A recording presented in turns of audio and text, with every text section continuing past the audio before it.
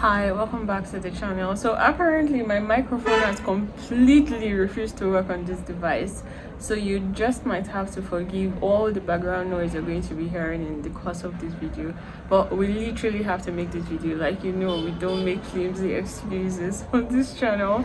So whenever you don't see me here, you know it's a very big deal. Apparently the thing we need to talk about on today's episode is of great importance, and I feel like a lot of us are going to benefit from it, especially those that are literally just coming out of maybe internship or whatever kind of training. Maybe you're a medical officer, or maybe you just want to go into private practice and all of that. Yeah, and the thing we're going to talk about today is honesty. Yeah, now, mind you, the medical practice generally is built off of trust and honesty, literally. The patients coming to you supposedly do not have any knowledge of, medicine or any form of medical training or whatever. So when they come to you in total honesty, literally, in order for you to give them care, tell them what is going to be beneficial for their health or for their relative or for their children or whatever. So when medical doctors start, misusing that trust in order to gain money, in order to gain whatever kind of wealth or whatever from these patients, when you start ripping off patients who do not know any better, I feel like you're putting yourself in on a whole lot of baggage and burden that is not going to turn out well for you. And I know that we talk about the whole insincerity and all whatnot in the different practices generally, in life generally, but I feel like it's even more important to talk about this when it comes to the medical practice. I feel like where you will see a lot of this happening is in the private practice. So I know that we say that the medical practice or the medical career generally is highly prestigious and all of that. Yes, fine, but you can't attest to the integrity of other individuals. You can only attest for yourself, which is why we are making this video today. Because I know that most of the times when people come out of training, maybe you're out of internship and then you come into private practice, you will tend to see a whole lot. There was one of my video I tend to talk about how you need to prioritize or think about who you need to become after your housemanship or after your internship when you want to go into proper like private practice or whatnot. I'm going to link that video at the end of this one.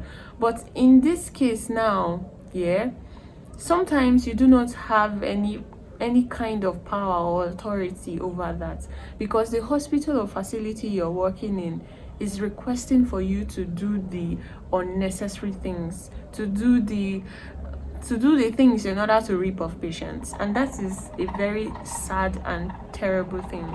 Sometimes these hospitals are owned by other doctors, and I know that you need to make profit as a hospital, but it shouldn't come at the detriment of your own patients. You request for cumbersome or redundant investigations that are not, there are no clinical indications for those investigations, but you require these patients to do those investigations so that you can be able to get funds or money from it, so that you can be able to get your own court or whatever from those investigations. And then this patient that is in a very desperate position, the patient is critically ill, is literally holding on to your words, as per your words are Jesus Christ. Do you get? And then you want to rip off these patients. Honestly, it's not going to end well with you. I know that we were taught empathy in school. You were taught empathy. I don't know what you were taught, but we were taught, in a way, we were taught to have empathy for our patients. We were trained to have empathy for our patients and all whatnot. But it comes to a point where you can't draw, like, you can't be able to tell the difference again between what you're doing and the empathy you were being trained to have and all of that. And you're seeing a lot of patients and you start developing this very strong mind of, in fact, let me just get profit and be done with it. Whatever happens to the patient happens to the patient. So what if it's your relative? What if it's your uncle or aunt or whatever? But that's aside the point. So this patient is holding on to your words, is doing every freaking thing you're telling the patient to do. Go do this investigation, go do this, go do this. And sometimes this patient is in a or has a very terminal illness, that for you to be very honest and communicate properly with this patient, you're giving the patient false hope. Okay, do this and everything is going to be okay. Do this and everything is going to be okay. I don't think that is how we should go about our duties as doctors. And sometimes if you don't identify these loopholes, if you don't identify these spots, you might end up going into this private practice and not being able to tell the difference, not being able to, like, the line to literally become so blurred, and you find yourself being even more profit oriented, even more, should I say, more money driven, literally. I don't know how to vocalize these things I want to say, but I hope you understand, yeah? Because these patients coming to you, most times we see a lot of cases in the emergency, and I feel like one of my greatest attributes as a doctor currently, like so far I've been working in the emergency, has been communication. Because sometimes, or a lot of times, a lot of Nigerian patients, the average Nigerian patient, will come to you when it's already very critical, and these patients do not stand a chance. It is left for you as a medical doctor to communicate appropriately with the patients. Yeah, I'm sure maybe we're not really taught about how to communicate this information, but I'm sure we were. Come on, yeah, you should be able to communicate the current situation, the prognosis, the complication, whatever it is that can be able to be done to alleviate the suffering. If it's palliative care that you want to now give to a particular patient, you should be able to communicate appropriately to these patients, because sometimes, yeah, you don't communicate appropriately to this patient, so that at the end of the day, when something bad now happens to that patient, you see the relative agitating, you see them agitating because they were expecting a miracle when they came in, they were expecting something to happen, they're expecting their patient or their relative to go from really worse to really better, but that's by the way.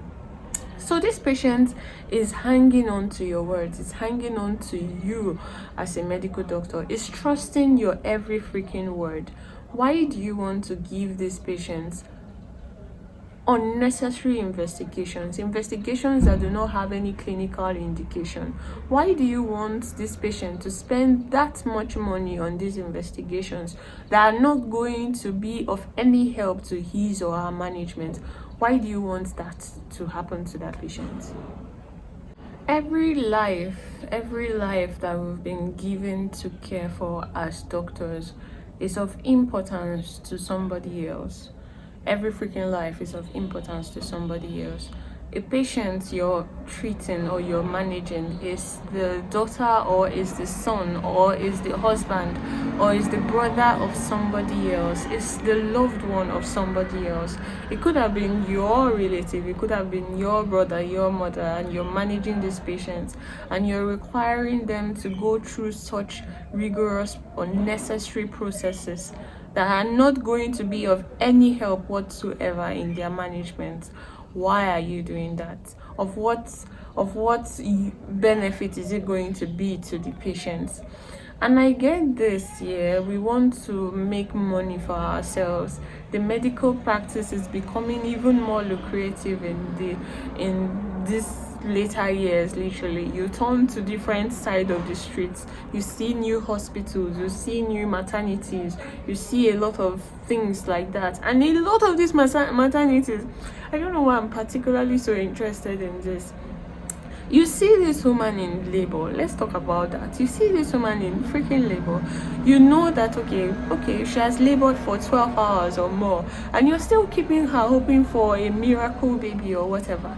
You do not want to refer because you want the woman to, give birth to her baby there and then continue to sing your praises to her fellow women and all of that. So you continue to hold this woman down in your small facility, and then when the woman now starts having postpartum hemorrhage, you do not know what to do. You now ship her off to a different facility so that they can be able to work a miracle and all whatnot. Is sick. yeah, that we get to practice this kind of, should I say, jungle medicine. Yeah, and we are already making it so terrible for ourselves and to the patients. You might be managing somebody and you do not know that this person is your relative's uncle, is your relative, your extended relative, literally. It could turn out to be like that. Why have we continuously decided to let go of our empathy? Why do we decide to put our empathy in the bag and take care of patients the way we want to? It's crazy. It's literally crazy.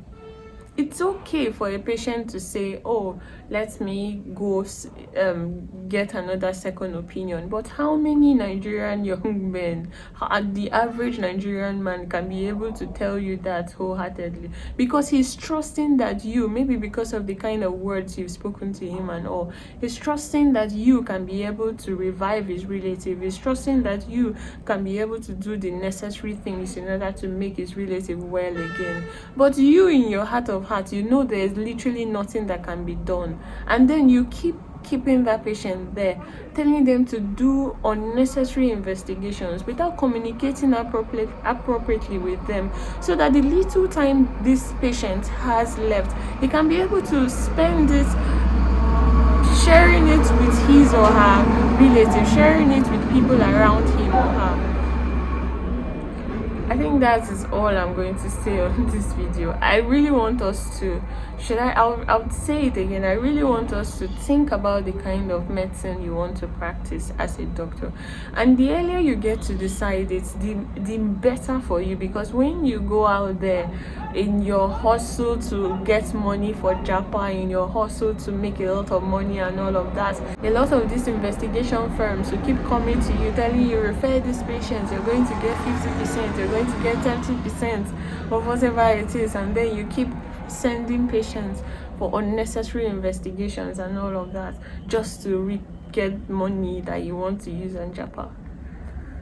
I don't know how you get to live with your conscience. So mind the kind of doctor, or think about the kind of doctor you want to be. Even getting into house job, maybe after house job, before you get to now start practicing as a medical officer, I think it's good you think about it. It's fine to make a lot of money. It's beautiful to make a lot of money. I mean, who doesn't want a lot of money? But why make that money at the detriment of the patients that you've been entrusted to manage? Why? I think we'll end this video here, and I really do hope you have a very beautiful day, you have a very beautiful week ahead, and I'm going to catch you guys in the next one. If you're yet to subscribe to this channel, do well to subscribe. I love you guys. Peace.